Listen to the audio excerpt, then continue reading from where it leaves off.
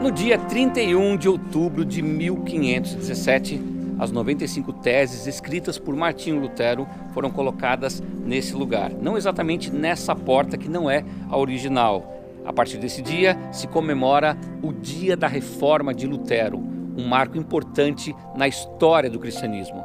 Agora, por que essa reforma aconteceu? Quais os interesses políticos da Igreja e do Estado naqueles dias? Qual o cenário da Europa? Quem estava envolvido nesse processo? Por que Lutero foi excomungado da Igreja Católica? Seria Lutero um santo reformador? Eu sou Rogério Nachev, estou na Alemanha em busca destas e de outras respostas. E quero te convidar a vir comigo a percorrer os caminhos de Lutero.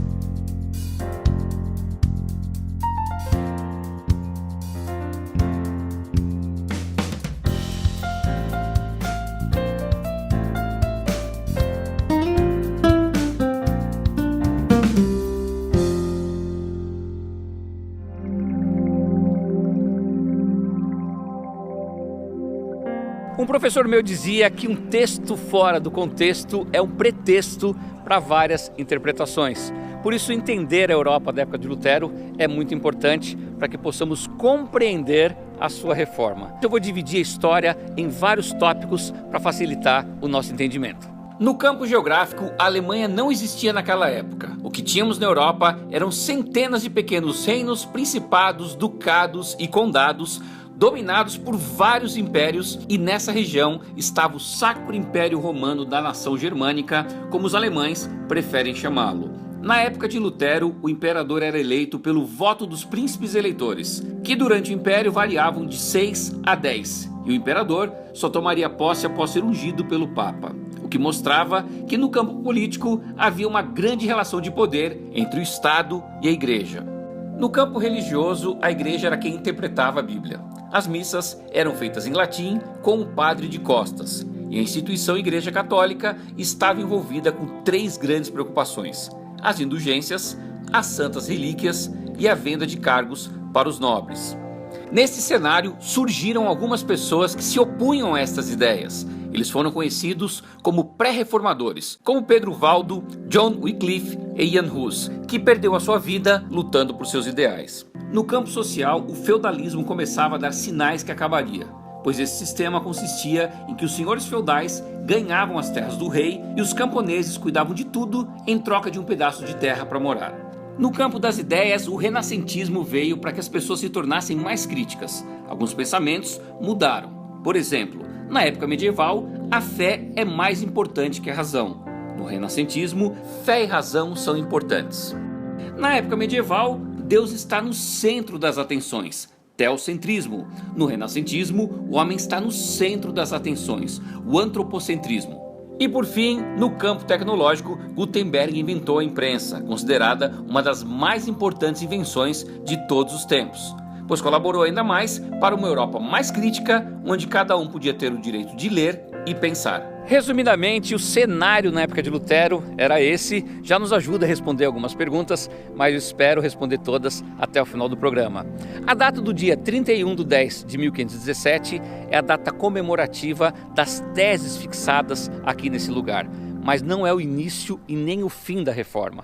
A reforma foi todo um processo que durou anos, que nasceu no sonho dos pré-reformadores e que tomou forma no coração de Lutero.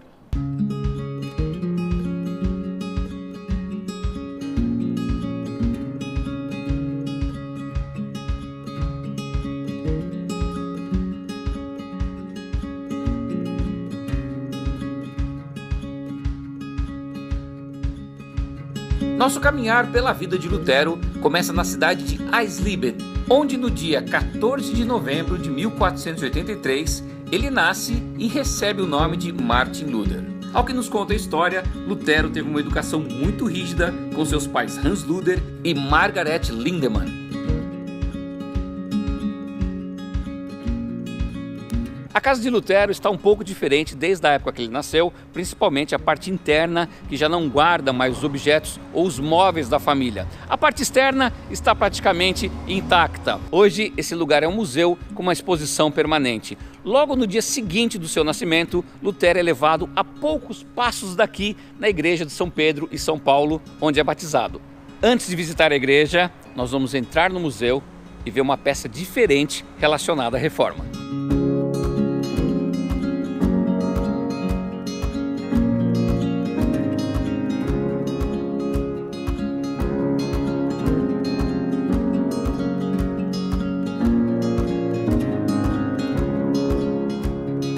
No segundo andar da casa de Lutero, nós encontramos essa sala com muitas pinturas de pessoas relacionadas à reforma. Dentre elas, o próprio Martinho Lutero, Philippe Melanchthon e Frederico III.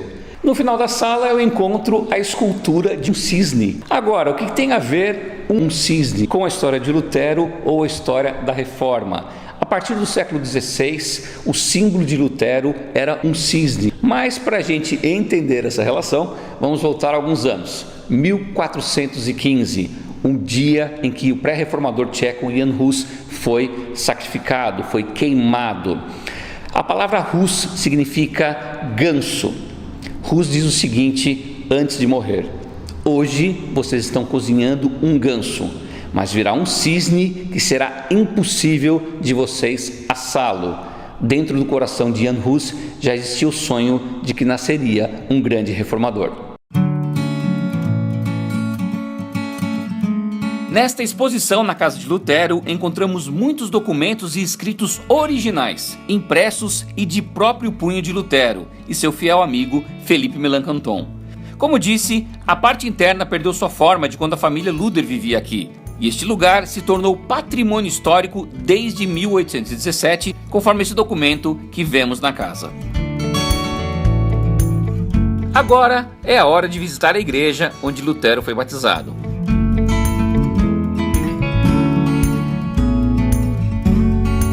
Muitas coisas mudaram desde a época de Lutero, mas a pia batismal guarda ainda um pedaço original de quando Lutero foi batizado. De acordo com as pessoas aqui da igreja, me informaram que esta parte aqui ainda é original.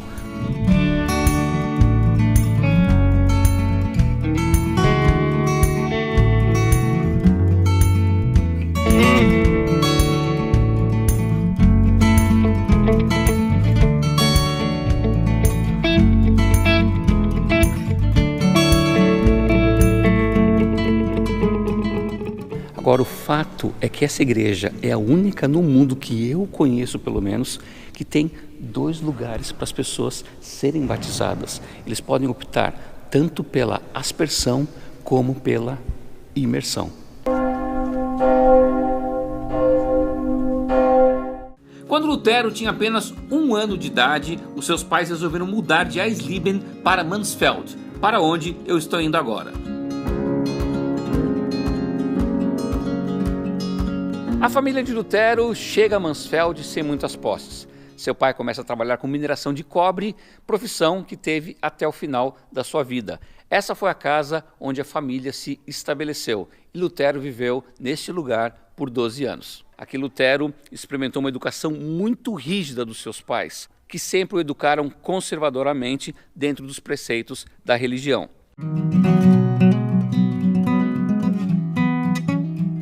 Os pais de Lutero eram muito devotos e desde cedo obrigaram Lutero a participar de atos religiosos na igreja. Lutero cresceu ouvindo que Deus era um ser bravo e vingativo e que deveria ser obedecido sem questionamentos. Nada era ensinado sobre o amor de Deus. Lutero, desde pequeno, frequentava a escola, que ficava no 2º andar dessa pequena casa aqui. Ele atravessava a rua e vinha frequentar esta igreja. Aqui ele participava das aulas de canto da comunidade. As pessoas gostam de dizer que Lutero deu seus primeiros passos dentro de uma igreja aqui na cidade de Mansfeld. O maior medo de Hans Luder era que Lutero seguisse sua profissão de minerador. Por isso Lutero saiu de Mansfeld aos 12 anos para estudar em Magdeburg. Porém, ali ficou somente 1 ano, pois passou muitas dificuldades, tendo que pedir esmolas para se alimentar. Por isso seus pais o transferiram para Eisenach.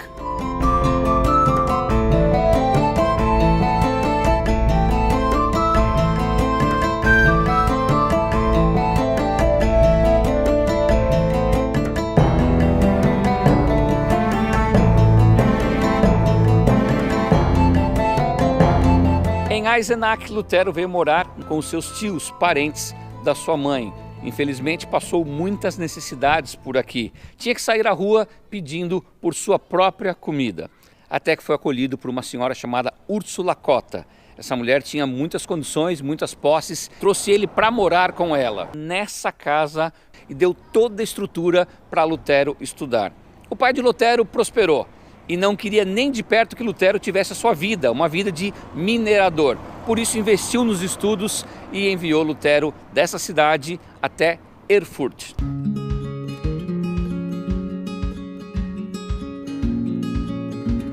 Lutero chegou em Erfurt no ano de 1501 com apenas 17 anos. A cidade era muito próspera, centro intelectual da região. Tinha mais de 1000 estudantes. Lutero, muito animado, ingressou nessa universidade, onde se formou mestre em artes.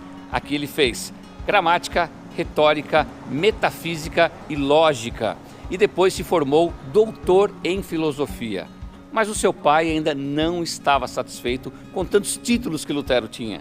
Ele queria que Lutero fosse um advogado. Lutero ingressou no mesmo ano no curso de Direito, mas mal sabia o seu pai que ele ficaria apenas 6 meses estudando essa matéria.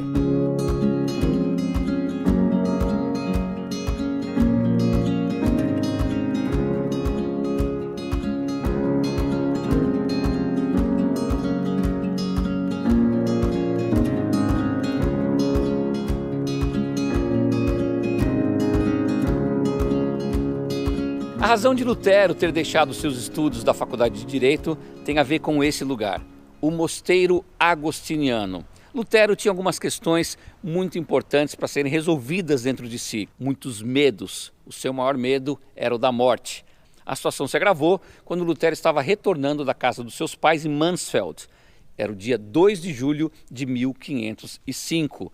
No caminho, a cerca de 10 quilômetros aqui da cidade, começa uma enorme, forte tempestade.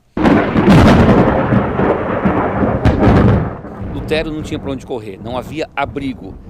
Chuva, trovões e raios era o que cercava Lutero naquele momento. Com muito medo da morte, Lutero se ajoelha e faz uma oração para Santana, a mãe da Virgem Maria.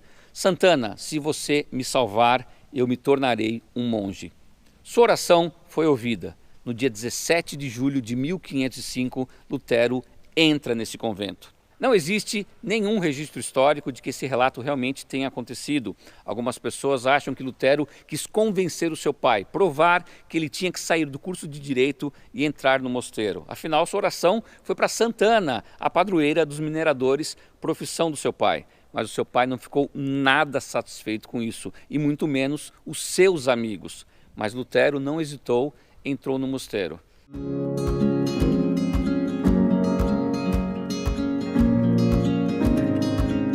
O mosteiro não existe mais. Infelizmente foi desativado, apenas parte da sua estrutura ainda está por aqui. Mas a igreja que Lutero frequentava, ela ainda se mantém exatamente como era.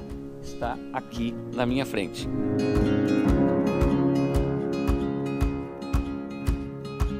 During Reformation times, they dissolved this monastery. They asked the monks, do you want to stay as a monk here in the monastery? Or do you want to leave and following Luther's teaching? Most of them left immediately. And then they were really poor because they were beggar monks, Augustinian hermits. They were not allowed to have own money as monks and own possessions. So after leaving, a lot of them married. Actually, they married rich widows. And even the prior here from this monastery, Johannes Lang, he married an older rich widow. So, what the people noticed on the street was the monks and even the nuns left monasteries and nunneries. And the world exists like before. And then they married, and the world exists like before. And maybe they're getting children without horns or something like this. Normal children, and the world exists like before. It was not the way the Pope said before. So the people thought maybe there is something right, what Luther said. Mas os primeiros anos de Lutero aqui no mosteiro não foram nada fáceis, porque a ordem agostiniana era muito severa. The Augustinian order was, in the time of Luther, very, very strict, especially this monastery here.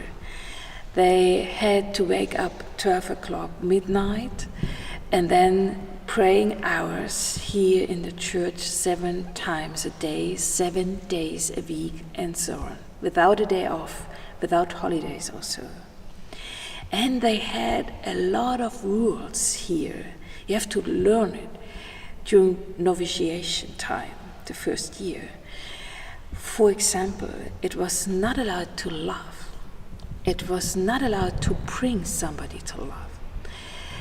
You don't had the right to speak with another monk in his cell, or they couldn't lock the cell, or they were not allowed to speak with each other during meal, something else.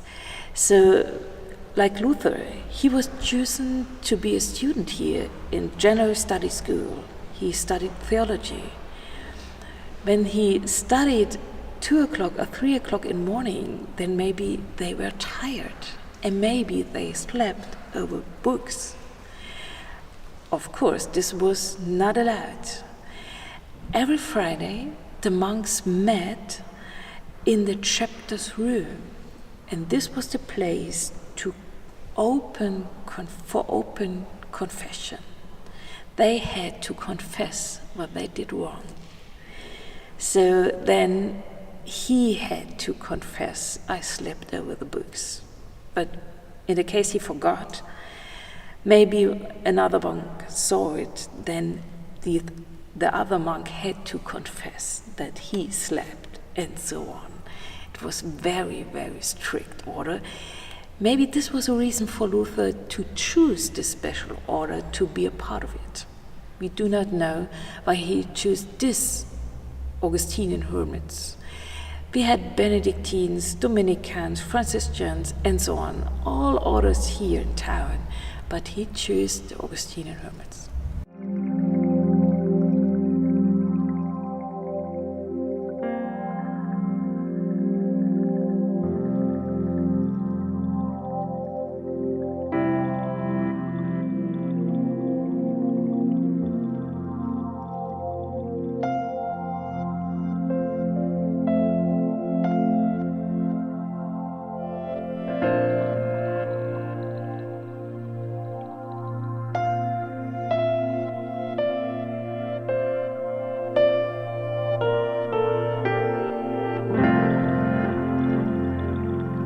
Ao ingressar aqui no mosteiro, Lutero se torna noviço. Sua cerimônia acontece exatamente neste lugar. Aqui ele se deita num formato de cruz, se entregando de corpo e alma. No ano seguinte, em 1506, ele se torna monge, é ordenado monge. E em 1507, ele realiza a sua primeira missa.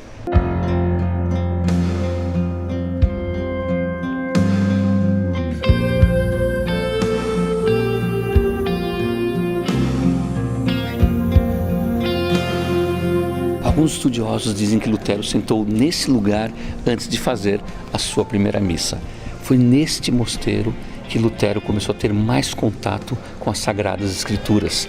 Até então, ele e a grande maioria das pessoas pensavam que a Bíblia toda se limitava aos pequenos textos que os sacerdotes liam todos os domingos na missa. As pessoas não tinham ideia que era um livro muito maior. Lutero desenvolve um hábito de leitura diária desse livro. E conforme ele foi desenvolvendo só a leitura da Bíblia, mais ele foi se aprofundando com as suas novas ideias. Lutero era muito querido na cidade, tanto que saía por aí todos os dias pedindo esmolas, alimentos para a igreja. Trabalhou até como coveiro aqui no mosteiro. Aqui começou a construir o seu caráter de reformador. Foi aqui que nasceram as primeiras sementes da reforma.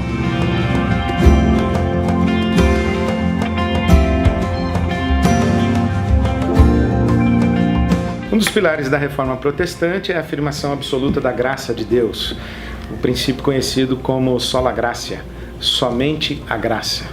E isso vem de uma experiência muito própria, particular e pessoal de Martinho Lutero. Lutero era um homem razoavelmente perturbado, ele era angustiado na sua alma, ele carregava uma culpa, era radical no seu compromisso com Deus, tentava obedecer a Deus e fazer a vontade de Deus e lutava consigo mesmo e era consumido interiormente por não conseguir realizar a vontade de Deus.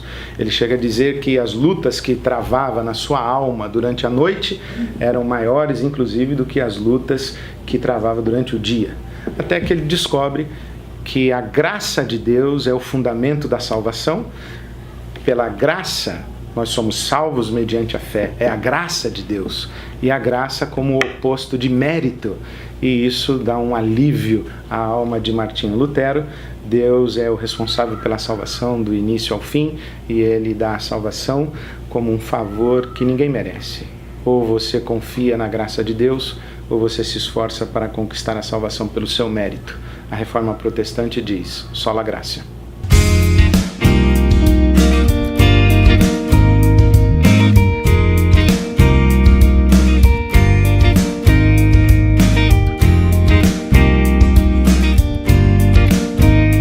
A ordem de Lutero era muito rigorosa e severa, mas não por isso era menos rica.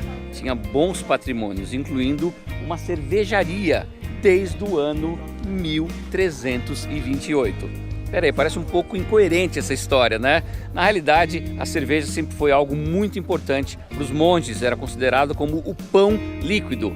Vamos pensar que na Idade Média a água não era potável, era muito difícil você encontrar água de boa qualidade. Por isso que o líquido que eles sempre bebiam era a cerveja.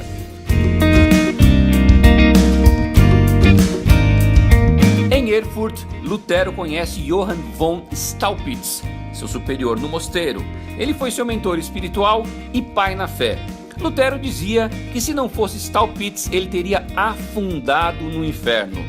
Staupitz foi o maior incentivador para que Lutero fosse estudar e lecionar em Wittenberg. E foi assim que Lutero termina uma fase importante da sua vida em Erfurt e se dirige para Wittenberg, onde ali começam suas maiores divergências com a igreja. Mas será que Lutero queria mesmo romper com a igreja? A reforma é um tema central na vida da igreja. Tem um dito que diz, Ecclesia reformata semper reformanda, que a igreja que se reformou, ela continua sempre com a incumbência de se reformar a cada momento.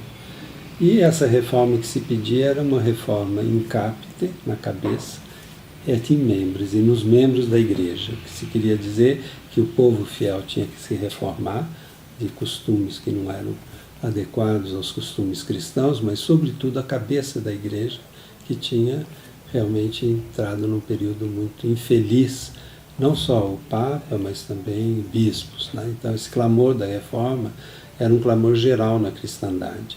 E quem puxou o fio da reforma, os primeiros foi Francisco de Assis, com a questão da pobreza, atender os pobres, viver pobremente, não ter propriedades, então podia questionar a riqueza na igreja. Depois teve na Inglaterra, com Wycliffe, um grande clamor para ter o povo acesso à palavra de Deus. Wycliffe traduziu a Bíblia para o inglês, tem reforma, uma igreja mais local, menos subordinado a Roma, a mesma coisa na Boêmia com Hus, que pedia liturgia na língua vulgar, pedia menos riqueza na igreja. Então esse clamor, e se convocou um concílio de reforma, que foi o Concílio Lateranense V, que foi de 1512 e 17, onde se aprovou um grande programa de reforma, mas não houve nenhuma vontade política da parte do papado de pôr a caminho essa reforma. E é nesse momento, então, que Lutero, decepcionado, apresenta as teses de reforma, que não eram de ruptura, era o pedido, reforçar o pedido e pedir um novo concílio, porque aquele havia fracassado.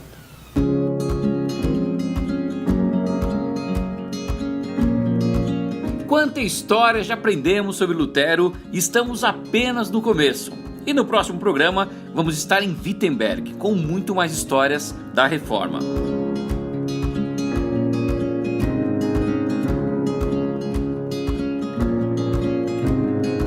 Então, se você gostou do vídeo, deixa sua curtida, seu comentário e compartilha ele com os amigos no YouTube, no Facebook, enfim, em todas as suas redes sociais.